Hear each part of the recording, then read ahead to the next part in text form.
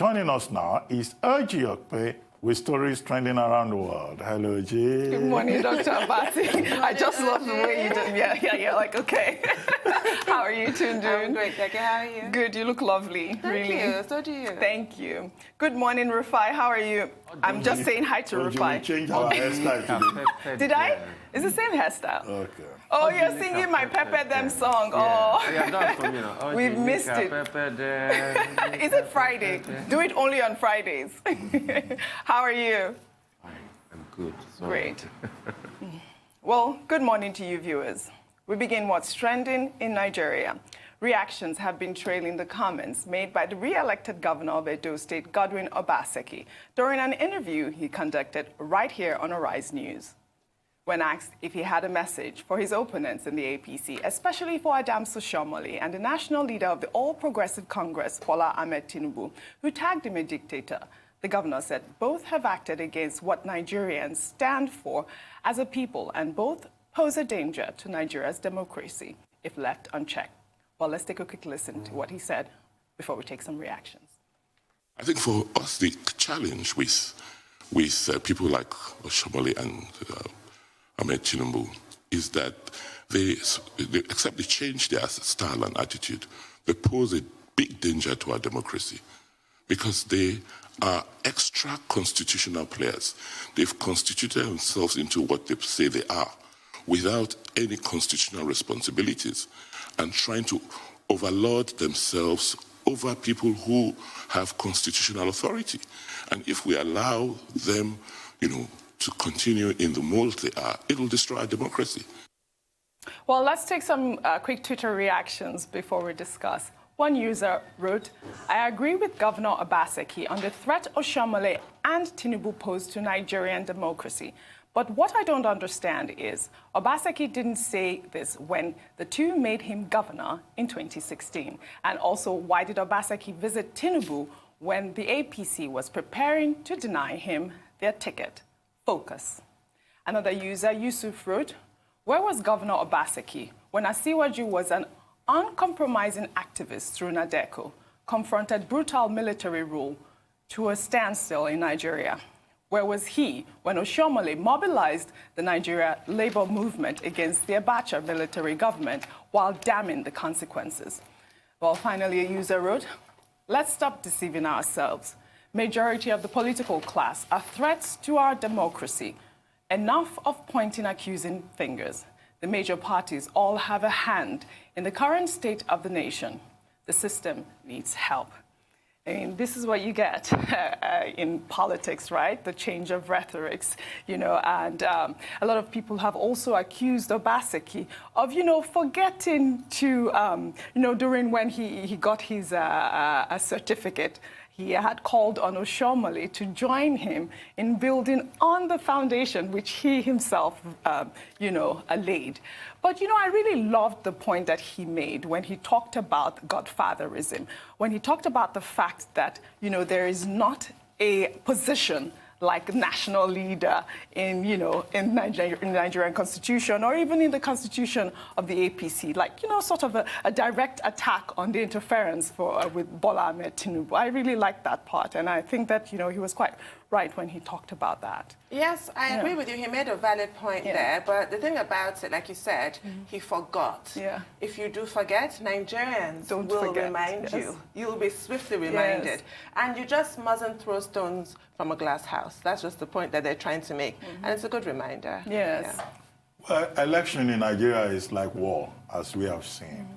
And in any war at all, there will be emotions, there will be losers, there will be winners.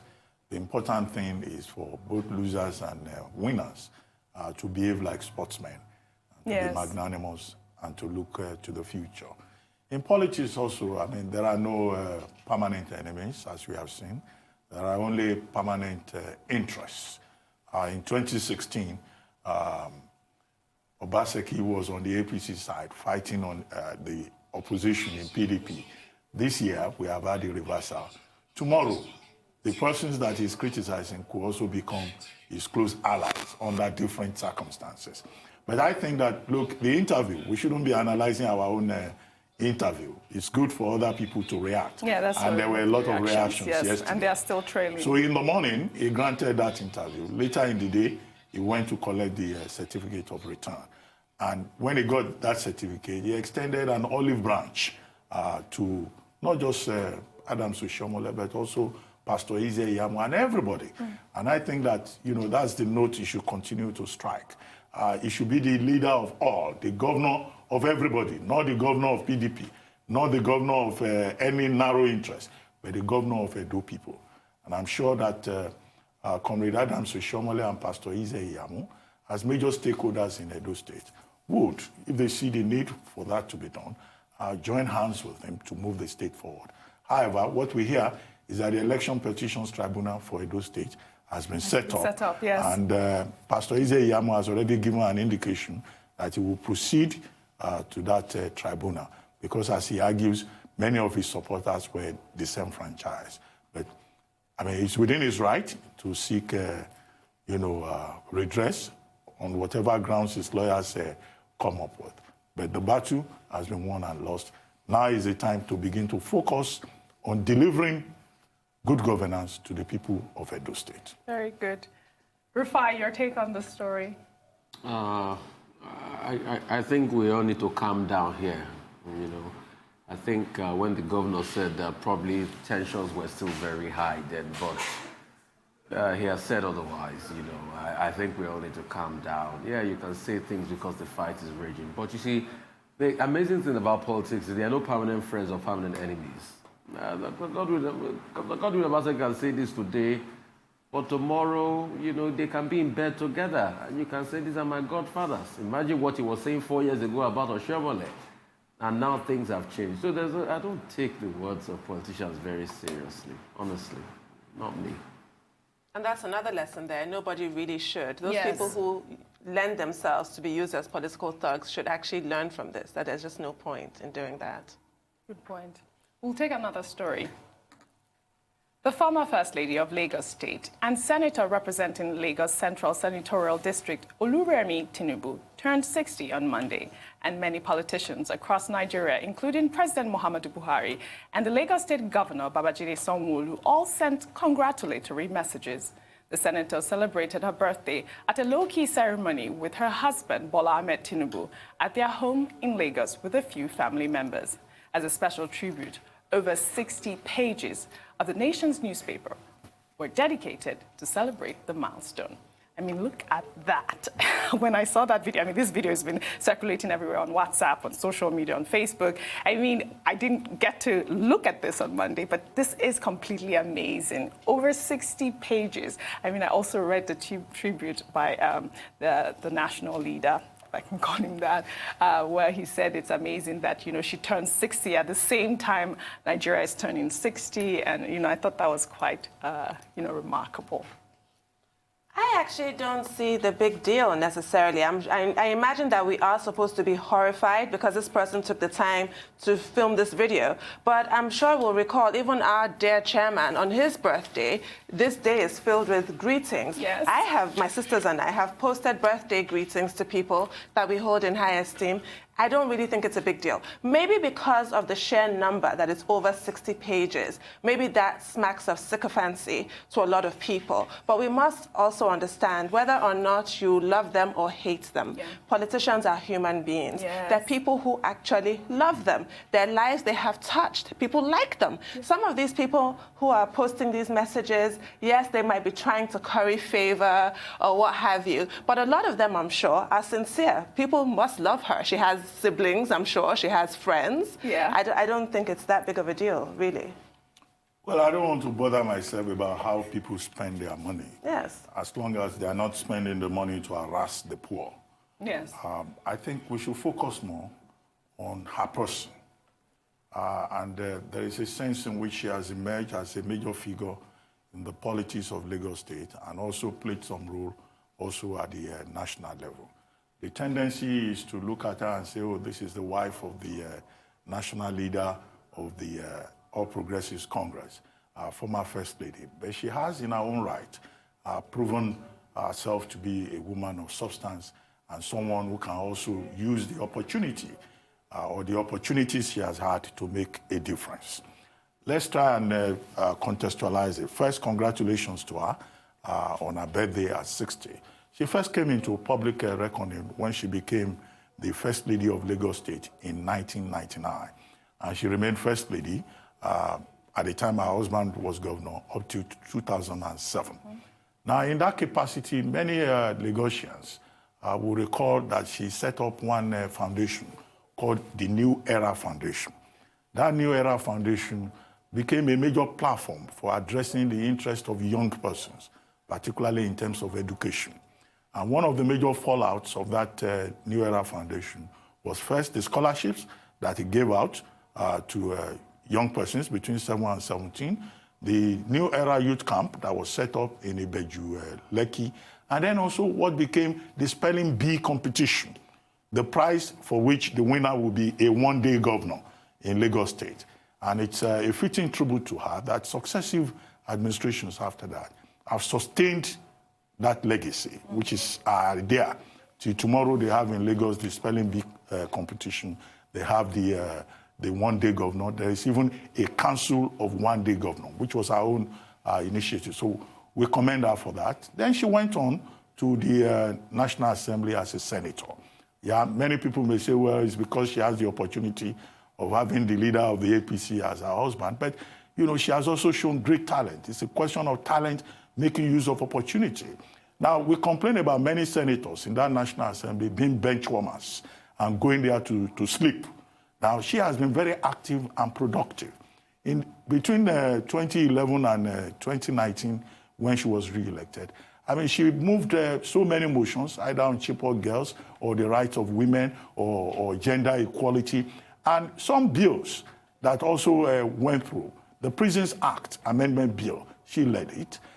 She co-sponsored a number of other bills on the environment, on sexual discrimination. Yes, that's amazing. Yes, that was another bill that passed through. On police reform, the famous police reform bill, you know, she sponsored it. And also other issues like that, in which regard you have many members of that National Assembly who cannot even point to one motion that they are, because they go there to sleep and collect allowances. So I commend her for the industry that she has shown. And she has also been very supportive of her husband. Many will recall the incident in 2016 when Senator Dino Melaye, threatened to beat her, rape her, and impregnate her. Disgusting. And that was quite sensational. But she stood up, you know. So I see her more as in her capacity in terms of her achievements, what she's been able to do as a lawmaker to promote gender equality, to fight against sexual violence, to insist on non-discrimination against women, because that was an aspect of the police reform bill that she pushed. So once again, I congratulate her on turning 60, and I think that she still has many opportunities ahead of her. I mean, that amazing profile you just read, I mean, huge congratulations. Rufai, what is your take? Happy birthday. All right. Well, let's head over to Italy now, where almost 70% of the citizens have voted to reduce 1/3 of the country's lawmakers in order to save the cost of governance. The move will see the number of parliamentarians downsized from about 945 to 600. The senators will be reduced from 311 to 200, while the members of the parliament in the lower house will be reduced from 634 to 400. The cut is expected to save Italy about 82 million euros every year. Well, this vote comes amid the clamor for Nigerians' federal lawmakers to introduce similar cost-saving measures, either by reducing their pay or number. Dr. Abati, I'll come to you because you just mentioned bench warmers. I mean, in Nigeria, I believe we have 3 senators per state. One of the people that have been clamoring for, you know, the reduction is Rochester Okorocha. I remember one statement that he came out with saying, why do we need 3 senators per state? Dr. Abati. Well, the situation in Italy, I think we need to contextualize it. Yes. First, cost saving, which is also something we've been talking about here in Nigeria. The group that led this movement is the 5-Star Movement, which is part of the coalition government. You have a coalition government in place. the Democratic Party, the Five-Star Movement, and other groups. And their grounds is that, look, Parliament in Italy has been taken over by professional politicians. So that will also resonate with us here in Nigeria. In other words, too many people in Parliament are doing nothing and just collecting money. Now, Parliament took that decision, but they had to go to the people, do a referendum. 54% turnout, 70% endorsement of the position of Parliament. Now, before the 2023 election, they now have the power to go ahead and amend the Italian constitution to keep out those they consider professional politicians, bench warmers, who are just taking money from the state. Second, this has also succeeded again because of the sentiments about COVID-19. Italy is the third largest economy in Europe, the eighth in terms of nominal GDP in the world, largest economy. But Italy has been devastated by COVID-19. So people have been saying, look, this is the right time now to save costs. The third factor in this was also that regional elections were taking place, and cutting costs led by the Five-Star Movement was something that resonated with the voters. And so you have the far right, led by Matteo Salvini, losing out.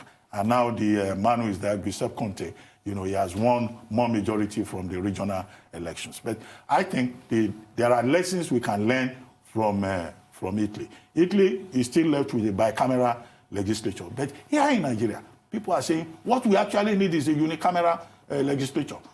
All these people in Abuja who have never contributed one motion, one bill, who have no idea, who are incapable of contributing even to ordinary debates on the floor of the National Assembly. They have no business being there.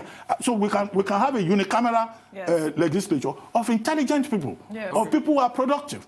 Okay. I'm a supporter of a unicameral legislature. I agree with Senator Okorocha's observations, and I agree even more strongly with the gentleman from Osun State, Honorable Salam from Osun State, who feels that we need to even cut down completely to 5 ministers. Each state should only have 7 commissioners. We need to reduce costs. We cannot even afford the system. And as you've said, I used to work in the National Assembly, so I know very well. You watch them sleeping. Yes, they're literally asleep. Quite literally.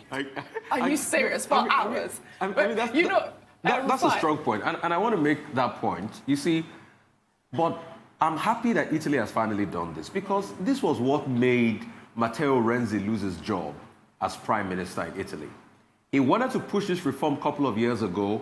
He took it to a referendum. The people said no. The politicians, pushed the people to say no about this. But I'm happy Italy is doing this to cut costs, because Italy is the third largest economy in Europe, but has a debt to GDP ratio of over 100%. Italy is burdened with a lot of debt. There are countries that are not doing well in Europe called the pigs. Italy is part of them. Portugal, Italy, Greece, and the likes. And Spain. So I'm excited that they are doing this. The Five-Star Movement, under the founding father, Beppe Grillo, who was a comedian, has been able to push this through Luigi Di Maio, to be able to push this after they've been able to push out Lega d'Uno of Matteo Salvini away from this. And Italy, too, is just like Nigeria, because you have 2 chambers of deputies that are doing nothing. An inflated number of people in parliament getting a lot of money for doing nothing.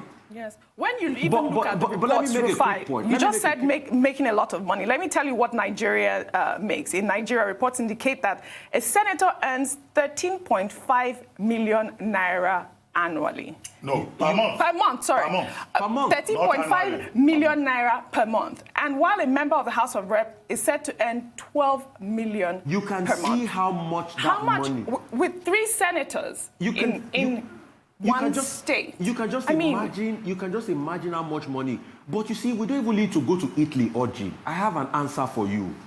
Look at what Macky Sall did in Senegal. He led the way. He came up and said, we need to cut costs in Senegal. This member of parliament, he scrapped an arm. That's what Macky Sall did. So if Macky Sall can do it in Senegal, how can we copy it in Nigeria? Rather than having people just go there, sleep with a robust belly. For the sake of balance, although we've made our position quite clear here, those who argue in favor of a bicameral legislature for Nigeria, of maintaining that, say that certain people will be unrepresented in the House of Assembly if it's to be scrapped. Tundu. I don't buy that argument, but I'm just presenting it just for people to... Let's even go straight to the point. Is the representation not based on gerrymandering in the first place? Exactly. No, but it's an untenable argument. I'm just presenting it. Legislature, you will still be able to address the issue of representation. Of course. That will still cover it. Yes. So that fear is unfounded. It's completely invalid, but I just have to present it. Another suggestion is that, okay, even if you are going to have a bicameral legislature, can it be a part-time volunteer assignment? Exactly. So that way, if you are going to parliament in Nigeria, you are not going there because you want to make money. It's service. And you are not going there to go and take accommodation from the federal government of Nigeria. You are going there just to make a contribution. If you can afford it, then volunteer and go and serve the people of Nigeria. That is the other leg of it. But will we be able to find a critical mass who will be ready to make that sacrifice? I mean, even for Italy, I'm actually convinced that we will. There are enough well-meaning Nigerians with the capacity to do that. I would like to this volunteer. law will get out of the way. Yes, I think we will. I would like to volunteer. Well, you know, the Italian foreign minister has called this referendum historic. I mean, they're really so excited about it. I mean, they should 82 million euros annually. That's amazing. 1 billion euros over a period of 10 years. And you know what? I'm happy that COVID-19 pushed them to this, because one of the most promising prime ministers in recent time in Italian history, Matteo Renzi, pushed this same reform to them a couple of years ago, and the people rejected it. He lost his job because of it. Well, as Winston Churchill said, never waste a crisis. So the Italians are actually making use of COVID-19. Finally. All right, we'll take our final story. In Ghana now, where the regional police commander in the country's capital, Accra, advised officials of the agency during a routine match to reduce their involvement in sexual activities ahead of the country's general election. The commander said the measure, alongside a good diet, will enable them to discharge their duties effectively before, during, and after the polls. Let's take a look. Control yourselves. We all need energy to work during the elections. I therefore advise all of you to eat well. Reduce your sexual rounds.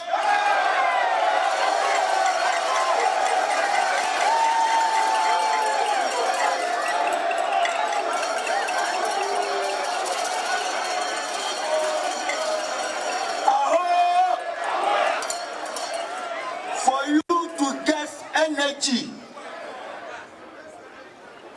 to work well before, during, and after 2020 elections. Thank you very much. And control yourself. I can't help you guys. I mean, this is a question for the men. I mean, is that right? When you eat well and you reduce your sexual drive, you perform well. Anyway, Dr. Two levels. One, from the point of view of a charge to the troops, because this is a police chief, right? He wants his team to be disciplined. He wants them to eat well. Nutrition is very important. If you eat well, you'll be able to work. He wants them to be prepared for the elections. And you know that the elections in Ghana will be hotly contested. Two main candidates, Akufo-Addo, the incumbent president, and former President John Mahama, who is also coming back. So it's a very important election for Ghanaians. So at that level, yes, you know, it's okay to inspire his group, to motivate them. But the point about sexual rounds, that's how I called it, I think it's phallocentric. It's marks of phallophobia. And it's an attack on the erection industry. Because there is an industry called the erection industry. And the thing is that, you know, the male organ has always been vilified. The Greeks and the Romans, they venerated it. They worshipped it. You know, but what's happening? but, you know, yes. No, look, there is a book, A History of the Penis. And there's another book by Thomas Hickman, God's Doodle, The Life and Times of Penis. But what has been established is the position held by David Friedman in his book, A Mind of Its Own, right? A Mind of Its Own. It's also on the penis. You know, and he concluded in the book, The Cultural History of Penis, that the male organ has a mind of its own. You know, so I don't know how this police chief is invading people's privacy on the basis of just a statement that has not been tested scientifically. So, but we can take that on the lighter note. But as an assault on the erection industry, that's not part of police work. Is he going to say the same thing about female police women, female policemen, that's police women in Ghana? Are they not going to be part of the election? They will also be part of it. Dr. Bati, yes. God will judge you for saying all of this and keeping a straight face. You said what? It's not God fair. will judge you for saying all of this you have said and keeping a straight face. No, it's a subject in cultural history. I'm just but Dr. contextualizing it. They were all cheering. They were like, yes! What would you say about that? Yes. The instruction that's given, I'm actually crying. I'm crying. It's the instruction that's given to footballers and boxers. Like before the match, you have to refrain. I'm crying, Dr. Abbas. If you check Chinwezu's Anatomy of Female Power, his argument is that a man can even be inspired by the experience. So what the man is saying, he doesn't know what he's talking about. Oh my goodness, Dr. Bati. Anyway, thank you, Ojy. Thank you.